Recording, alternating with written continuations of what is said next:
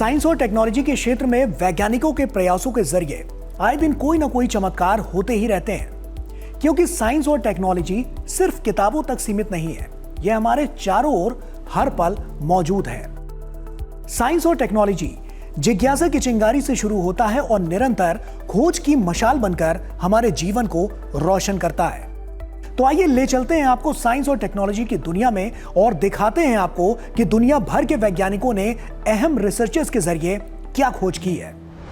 भारत से शुरुआत करें तो भारतीय वैज्ञानिकों ने एक आसान लेकिन अहम बात खोजी है, जिससे दवाएं देने और बीमारियों का पता लगाने वाले उपकरण और भी बेहतर बनाए जा सकते हैं। कोलकाता के एसएन बोस विज्ञान केंद्र के वैज्ञानिकों ने देखा कि बहुत ही छोटे सोने के कण, जिन्हें नैनो कण कहते हैं, जब कुछ आम अणुओं जैसे एक नमक ग्वानिडीन हाइड्रोक्लोराइड और एक अमीनो एसिड एल ट्रिप्टोफैन के संपर्क में आते हैं तो उनका व्यवहार बदल जाता है।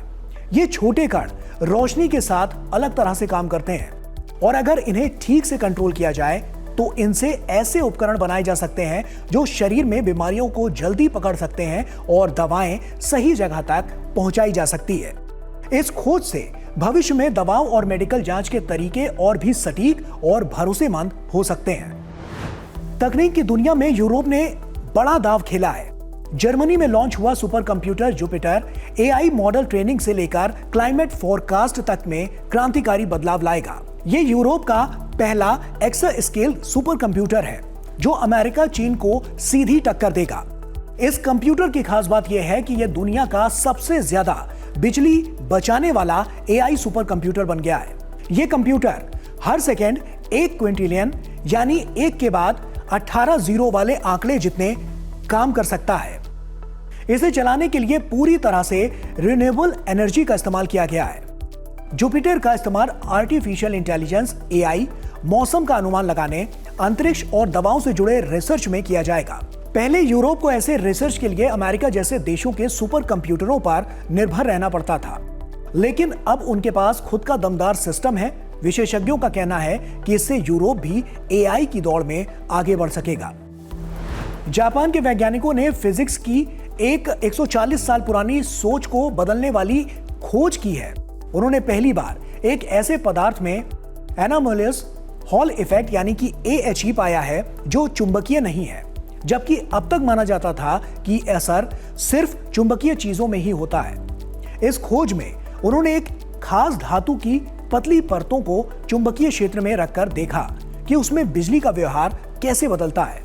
उन्होंने पाया कि यह असर इलेक्ट्रॉनों की घूमने की ताकत यानी कि स्पिन से नहीं बल्कि उनकी कक्षा ऑर्बिट से हो रहा है। ये नई समझ भविष्य में ऐसे इलेक्ट्रॉनिक उपकरण बनाने में मदद कर सकती है जो चुंबकीय पदार्थों के बिना भी तेज और बेहतर काम कर सकें।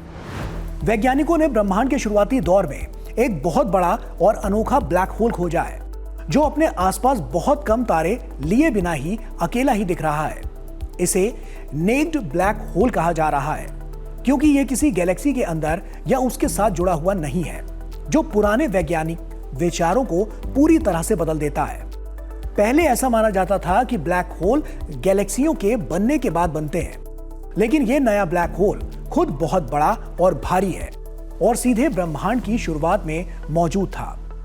इसे जेम्स वेब स्पेस टेलीस्कोप की मदद से देखा गया है, जिसने ब्रह्मांड के इतिहास को समझने में नई दिशा दी है। यह खोज बताती है कि ब्रह्मांड की शुरुआत और गैलेक्सियों के बनने का तरीका पहले सोचे गए तरीकों से बहुत अलग साबित हो सकता है। और आखिर में वैज्ञानिकों ने एक ऐसा शानदार लेजर एम्पलीफायर तैयार किया है जो इंटरनेट की मौजूदा तकनीक से 10 गुना तेजी से डेटा ट्रांसमिट कर सकता है। यह खोज भविष्य में न सिर्फ इंटरनेट की रफ्तार को आसमान पर ले जाएगी, बल्कि चिकित्सा और वैज्ञानिक अनुसंधान में भी बड़ी भूमिका निभा सकती है। लेजर एम्पलीफायर प्रकाश किरणों की तीव्रता बढ़ाते हैं। मौजूदा टेलीकॉम सिस्टम्स में इन्हीं की मदद से इंटरनेट सिग्नल्स को ऑप्टिकल फाइबर के जरिए भेजा जाता है। डेटा ट्रांसमिशन की क्षमता मुख्य रूप से एम्पलीफायर की बैंडविड्थ पर निर्भर करती है।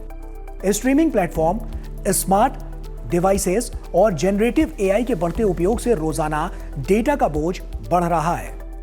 नोकिया बेल लैब्स की रिपोर्ट के अनुसार 2030 तक दुनिया का डेटा ट्रैफिक दोगुना हो जाएगा। ऐसे में बैंडविड्थ को बढ़ाना बेहद जरूरी है। शोधकर्ताओं ने अब एक नया high efficiency optical amplifier design किया है जिसकी बैंडविड्थ 300 नैनोमीटर है। तुलना करें तो मौजूदा सिस्टम्स में यह सिर्फ 30 नैनोमीटर तक सीमित है।